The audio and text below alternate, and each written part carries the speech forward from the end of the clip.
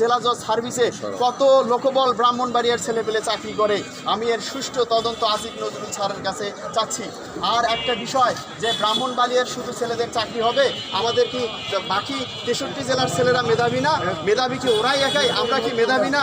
আমরা কি পড়াশোনা করে শিক্ষিত হয়নি? তাহলে এখনও আমরা অদৃশ্য শক্তির কাছে জিম্মি থাকবো কেন?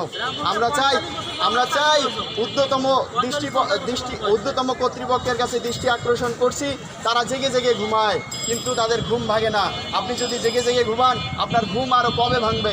আমরা চাই দ্রুততম সময় আমাদের এই 9 জনের যোগদানপত্র দেওয়া হোক, নিয়োগপত্র প্রদান করা হোক। এবং আমরা অতি কষ্টে এই 9 জন জীবনযাপন করছি, আমরা দুঃখ দুর্দশায় জীবনযাপন করছি। আমাদের দ্রুত সময় যোগদান করার জন্য যোগদান করার জন্য বলছি।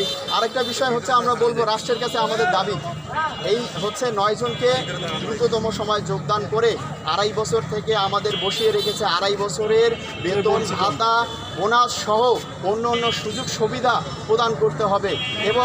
এবং এই নিয়োগের 2 জন ড্রাইভার অলরেডি নিয়োগ পেয়ে তাদের চাকরি স্থায়ীকরণ হয়ে গেছে।